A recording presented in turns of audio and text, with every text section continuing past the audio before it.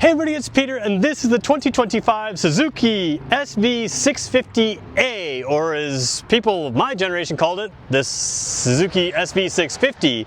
This thing is not the pinnacle of street bikes in Suzuki's lineup. The GSX-8S is probably what most of you have seen online, because that is the bike that is getting all the press, and it is very new, or relatively new, and a lot of people love it. But back in the day, before that bike existed, this bike got all kinds of press as a really, really great bike, and the fundamentals are still here for what makes a really great bike. So if you're looking new or used, this one happens to be new, this is a bike that you should absolutely consider. So I'm filming here at Rally Motoplex. They give me complete access to their entire vehicle lineup, and this is still available today for a reason, because this is a very, very good bike and still class competitive today, even though it may not be considered to be that by some of your riding buddies. This thing is a 650cc bike that I would recommend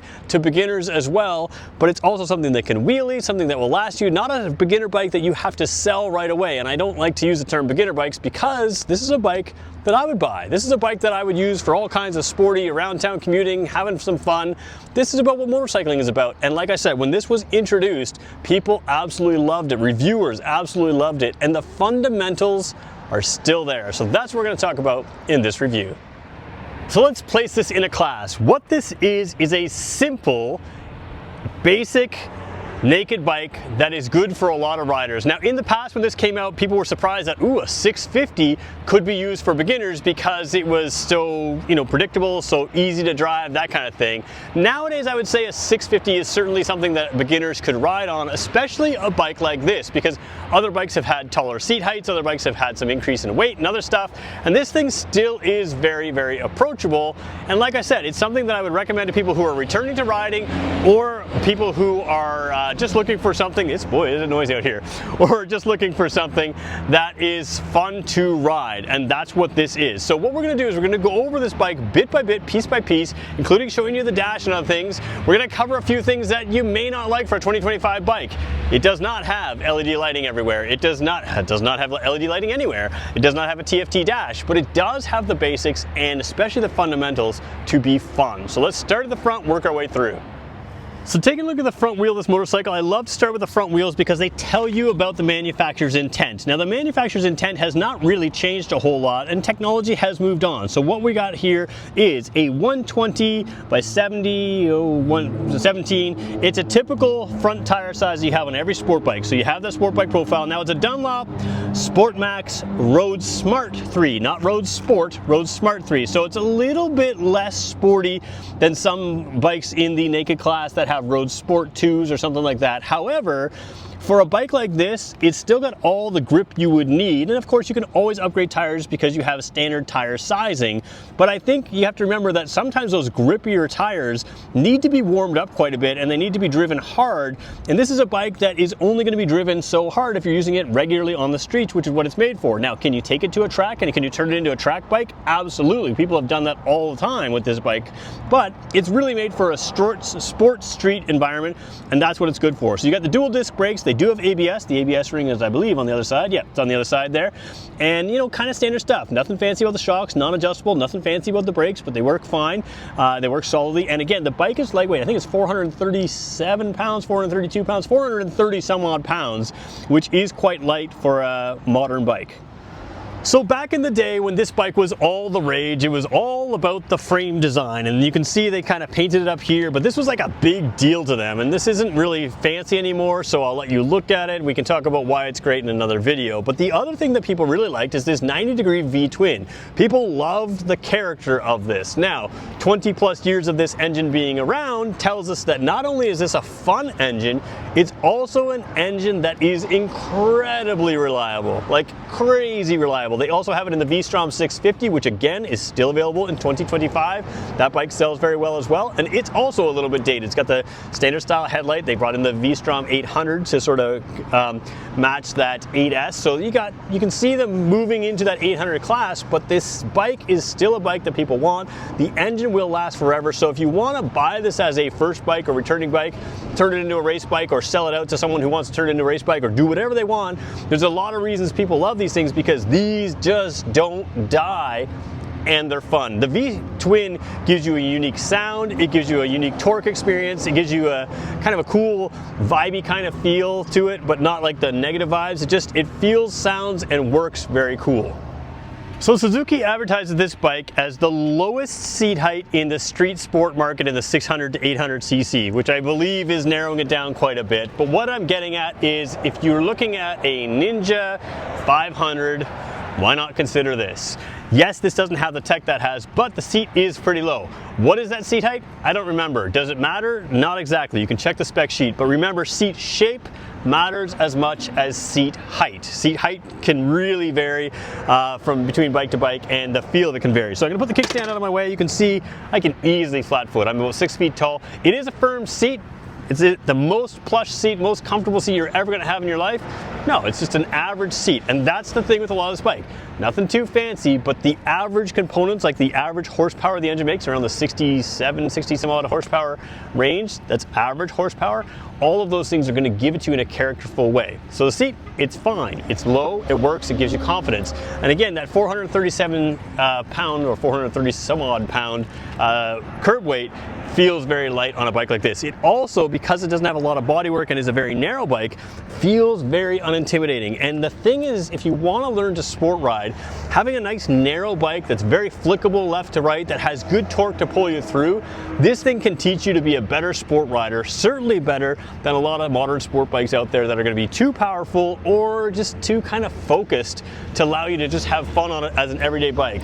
One of the great things about this bike is, because it's so comfortable and the seating position is so good, it's the kind of bike you can use for everything. You want to put some bags on the side, again, you're not ruining the style, you can do whatever you want on here, put some soft bags on, and all of a sudden it's your daily commuter, you can use it for everything. So, seating position is comfortable, the tank is quite narrow, it feels to me like a little bit of a retro bike. A lot of times they style up big tanks to make it look greater, to give you more wind protection. This hasn't got the wind protection, it's got the styling of the classic SV650, but again, the overall seating position is slightly lean forward. Like I said, you want to do wheelies, you've got the torque to pull this thing up. It's not going to accidentally do wheelies on you. You can accelerate really hard right from the get-go. But it does feel very compact, and the geometry of this bike combined with the engine makes it feel easy to drive and have fun with. And that's kind of what you want in a middleweight or smaller middleweight sport bike. So let's take a look at the dash on this bike. We're going to turn it on here out in the bright sunlight. Oops, if I can get it, there we go. And we'll zoom in all the way. Again, no fancy TFT display. There's a little bit of shadowing. Hopefully you can see there. The rev range goes there. In fact, let's just start up for a quick second. There we go. Oh, hasn't been running much. There we go. So we're starting it up. We're very low on fuel, so we're not going to rev it much, but you can see your tachometer builds from there. You can see the 5,000 and 10,000 RPM are marked, 10,000 RPM red line. We're going to keep it off right now just because it is pretty low on fuel. We'll turn the key back on. Could have killed that with the kill switch, but there you can sort of see the dash come to life there. So what do you have? Well, you have a gear indicator that you never used to have in the past. Speedometer there. You've got a clock always visible. Fuel's down there. You can see when you reach the last bar, it blinks, so it gives you a sense. You've got your warning lights over on this side here, signal lights on both sides there. Simple stuff. High beam light there as well. And then of course you've got your ability to switch through trip A, you've got trip B, you've got that, which I forgot what it was on a Suzuki. I should know that, but I can't remember off the top of my head. And then you've got your odometer. So there you go. So it hasn't really been run at all on this bike at all.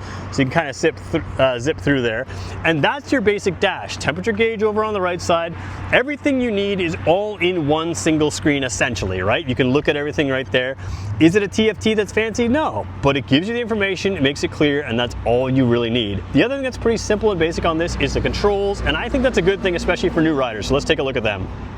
So taking a look at the controls, very simple stuff here. No trigger for the high beam, you just got high beam there, low beam there, signals, which again, all of it feels quality stuff, and the horn down low, and that's it. You've got a start switch and kill switch on the other side. Start switch looks like this, kill switch looks exactly like this, and that's it. Simple controls. Again, this is about keeping your eyes on the road, keeping your eyes on the scenery, having some fun, nothing complicated, which also makes it a good beginner bike in 2025, because if you get complicated displays, you're gonna start being glued to them and switching through settings and that kind of thing. And this is about riding, not looking at fancy things on the bike. So who is this bike for in 2025? Well, this used to be sort of the go-to street sport bike that was recommended by all kinds of reviewers, you know, basically around the world. It was all kinds of fun. Like I said, an entry-level bike that is capable of doing wheelies, but still not gonna accidentally do them, that handles really well. All of that is still right here. In 2025, if you're buying new, you do have to consider the 8S. It's a couple $1,000s more. It is a fully modern bike in a lot of ways that this one isn't. It also has a little bit more horsepower, and it may not be the best beginner bike out there, where this one is going to be a little bit more suited for beginners because nothing about this is going to be intimidating, but it's still fun. There is a balance between non-intimidating and still fun, and this bike has always been known to bring that. So it's certainly good for beginners, and I focused on that. Now, who else should buy this bike? Well, people like me, around my age, mid-40s, who may remember a bike like this in the past, may remember that this was the fun bike back then, and it's still a bike to come back to that's simple and easy. Now, you may want to buy used, there's a lot of them out there, but you can also buy new. Now, we know that this isn't going to be a massive seller as a new bike, simply because there are so many out there for the years and there's minimal changes, but there are some key changes and updates along the way. And this one gets you the full, you know, brand new bike experience. You don't have to worry, was the oil change? Has it been dropped? Has things gone on? Is there something I don't know about in the engine that has proven to be very durable, but nothing is invincible? So there's a lot of reasons to buy a new bike still today. And this is a bike that I would definitely recommend to people who are looking to have a bike that is just simple and fun, and that's what this thing is. Again, also something that could last you a very, very long time. If you don't care about or need fancy TFT displays, or, you know, the latest and greatest of XYZ, whatever that may be, you know, radial mounted calipers on your brakes, if you don't care about that, you just want a bike that feels great to ride, this is still a great option in 2025. Is it my top pick for a naked bike? Probably not, simply because there are other options even within Suzuki's own lineup. However, nothing has changed when everybody called this bike an absolutely great bike. It's still here as an absolutely great bike. And with that lower seat height, that sort of traditional stance, it is something that's approachable for a lot of people, and it makes it easier to deal with.